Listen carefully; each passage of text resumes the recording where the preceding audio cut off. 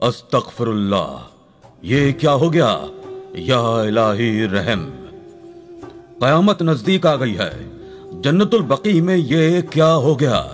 दोस्तों, Medina Munawwara में जब एक शख्स का इंतकाल हुआ तो यही कहा गया कि इसे जन्नतुल बकी में दफनाया जाएगा, क्योंकि यह बड़ा ही नेक और इबादत गुजार शख्स था। 5 वक्त का नमाजी था, हाफिज कुरान था, मस्जिद में अजान भी दिया करता था। यह अपनी जवानी में बड़ा ही नेक था। आज तक इसने कभी किसी को नजर उठाकर नहीं देखा था। न सिर्फ बाहर बल्कि घरेलू मामलात में भी बहुत अच्छा था। यूं ऐन जवानी में उसका वफात पा जाना लोगों को शदीद दुख में मुब्तला कर गया था।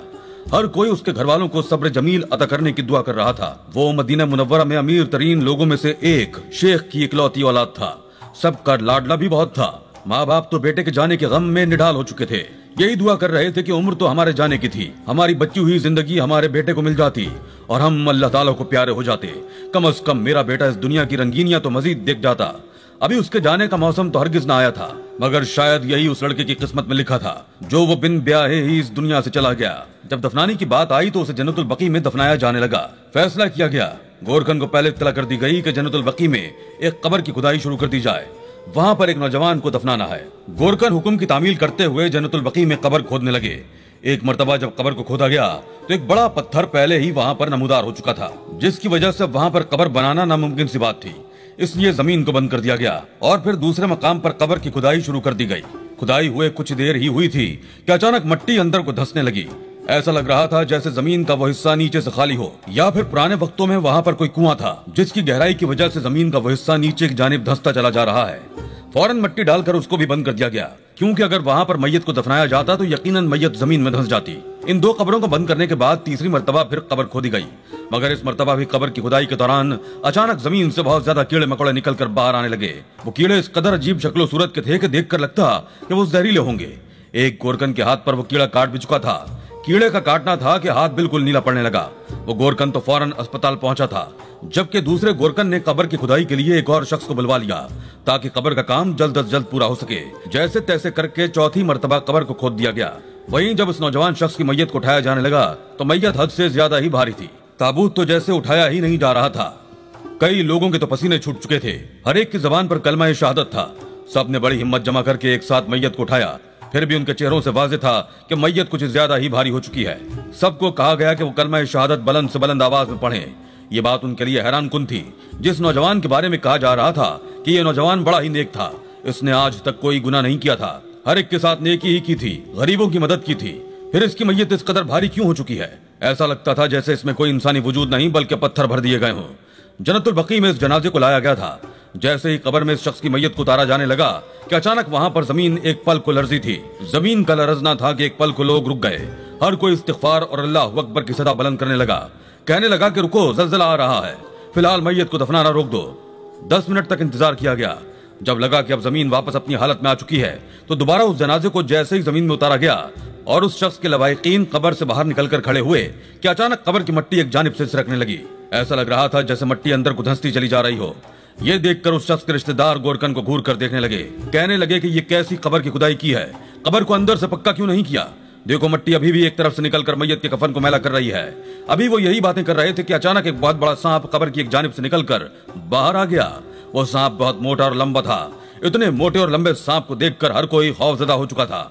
उस शख्स के रिश्तेदार गोरकन को इशारा करने लगे कि फौरन मैयत को कब्र से बाहर निकाला जाए। ये सांप कहां से निकल आया है? दोस्तों, गोरकन भी घबरा चुके थे।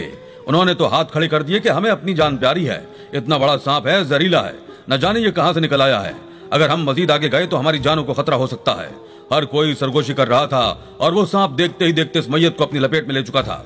सिर्फ इतना ही नहीं, उसने एक पल में उस शख्स को मुकम्मल जकड़कर कब्र से बाहर फेंक दिया। कफन के बंद खुल चुके थे। वो शख्स बाहर गिर चुका था। हर कोई दूर हटकर खड़ा था। फौरन सिक्योरिटी इंचार्ज को बुलवाया गया, जिनके पास फायर गन्स भी मौजूद थी। फायर करके उस सांप को भगाने की कोशिश की जा रही थी। उस लड़के के रिश्तेदार तो कब के वहां से भाग चुके थे। हर एक को अपनी जान की फिक्र थी। वो सांप कितनी गोलियां लगने के बावजूद यूं ही रेंगता हुआ उस मैयत की जानिब आ रहा था। पहले तो इसे सिर्फ एक इत्तेफाक ही समझा गया, क्योंकि हर कोई इस शख्स को बड़ा ही नेक और दीनदार समझ रहा था। मगर धीरे धीरे लोगों के जहन में ये बात आ चुकी थी कि हो ना हो इस शख्स ने यकीनन कोई ना कोई ऐसा गुनाह तो जरूर किया है जिसकी वजह से इस पर अल्लाह ताला की तरफ से ये अजाब नाजिल हुआ है। पहले तो 4 मरतबा कब्र खोदी गई, मैयत कब्र में उतारी गई तो एक बहुत बड़ा सांप कब्र से निकलकर उसे बाहर फेंक चुका था। और अब जब उस सांप को गोलियां मारी जा रही थी तो उसे गोली भी नहीं लग रही थी। ये सांप तो आज तक सिर्फ बाहर ममालिक में ही पाया जाता था। ये समझ में नहीं आ रहा था कि इतना खौफनाक सांप जन्नतुल बकी में आया कैसे था। लोगों के तो होशो हवास गुम हो चुके थे। उस सांप को जितना भी डराने की कोशिश की जा रही थी, मगर वो अपना मुंह खोले उस मैयत के पास आया और अगले ही पल अपना मुंह खोलकर पैरों की जानिब से उसे अपने मुंह में निकलने लगा। यह मंजर इतना हौलनाक था कि कमजोर से कमजोर दिल इंसान वहां पर बेहोश होने लगे थे। कितने ही लोग तो अपने होश खो बैठे थे, भागकर चिल्लाते हुए वहां से दौड़ लगा चुके थे। मगर अभी भी कई लोग वहां पर मौजूद हौलनाक मंजर को देख रहे थे। जब इस मैयत को सांप निकलता ही चला जा रहा था, कुछ ही देर बाद वो शख्स मुकम्मल तौर पर सांप के मुंह में था। सांप बहुत ज्यादा फूल चुका था। फिर वो सांप रेंगता हुआ जन्नतुल बकी की हुदूद से बाहर गया और बहुत दूर जहां पर बड़े बड़े थैलों में कचरा रखा गया था ताकि उसे मस्जिद नबवी सल्लल्लाहु अलैहि वसल्लम की हुदूद से बाहर फेंका जाए, उस शख्स को वहां फेंक दिया। सारी मुलम्माकारी धरी की धरी रह गई थी। वो लोग जो इसे नेक और 5 वक्ता नमाजी समझ रहे थे, हाफिज कुरान समझ रहे थे, इस शख्स की तो ये हकीकत थी कि इसे कचरे पर एक सांप ने फेंक दिया था। इस शख्स को वहां उगलने के बाद वो सांप कितनी ही देर वहां पर मौजूद रहा, फन फैलाकर बैठा रहा। कचरे की एक जानिब आग भी लगाई गई थी। देखते ही देखते वो आग इस शख्स तक पहुंची और फिर जल्द ही कफन को भी आग लग चुकी थी। वो शख्स देखते ही देखते कचरे पर पड़ा हुआ जल रहा था। जलने की बदबू आसपास फैल रही थी और वो सांप वहां से वापस पलट गया था। वो कहां गया, कहां से आया था, कोई नहीं जानता था। वो शख्स जलकर राख हो चुका था। ये बात तो एक राज ही रह गई कि आखिर उसके साथ ऐसा क्या हुआ। एक गिरोह ऐसा था जो इस शख्स की नेकनामी को मशहूर कर रहा था, जबकि वहीं एक गिरोह ऐसा भी था जो शख्स को गुनहगार कह रहा था कि यकीनन इसने कोई ऐसा गुनाह किया था जो अल्लाह ताला ने उसे ये सजा दी। दोस्तों, ये राज ज्यादा देर तक राज नहीं रह सका। कुछ ही अरसे बाद जो बात मंजर आम पर आई, उसने कई लोगों की आंखें खोल कर रख दी। ये बात मंजर आम पर एक खातून लाई थी जो कि अपना ज़हनी तवाजुन भी कुछ खो चुकी थी। कहने लगी कि मैं इस घर में मुलाजमा थी, यहाँ पर काम काज किया करती थी। हम तो नस्ल दर नस्ल इनके यहाँ मुलाजमत कर रहे थे। मेरी 10 साला बेटी थी जिसको मैं अपने साथ यहाँ पर काम करने के लिए लाया करती थी। एक रात मेरी बच्ची मेरे क्वार्टर में मेरे पास नहीं थी। मैं घबरा सी गई। आखिर आधी रात को मेरे पास छूटकर कहाँ जा सकती थी। मैं उसको ढूंढते हुए जब इनके महल नुमा घर की जानिब आई तो मुझे घर के पिछले हिस्से से अपनी बच्ची की सिसकियों की आवाजें आ रही थी। बच्ची को रोता देखकर जब मैं वहां पर पहुंची तो यही शख्स था जो मेरी बच्ची को ज्यादती का निशाना बना चुका था। मेरी बच्ची की हालत बहुत गैर थी। सिर्फ इतना ही नहीं, अगले ही पल जब इस शख्स ने मुझे देखा और मैं अपनी बच्ची को वहां से उठाने लगी और उसको ये धमकी दी कि मैं सबको तुम्हारी हकीकत बता दूंगी, तुमने मेरी बच्ची के साथ दरिंदगी की है, तो उसने मुझे धक्का दे दिया। वहीं पर मौजूद बिजली की तार उसने मेरी बच्ची के वजूद पर गिरा दी। मेरी बच्ची बिजली के झटकों से तड़प तड़प कर मर चुकी थी। उसके बाद मैं रोती चिल्लाती हर एक के दर को खटखटाती हुई ये कह रही हूँ कि मेरी बच्ची को इंसाफ दो। मगर वो तो नेकनामी की वजह से मशहूर था, कोई मेरी बात सुनने वाला नहीं था। अगर आज इतने सालों बाद देखो मेरे रब ने कैसा इंसाफ किया है।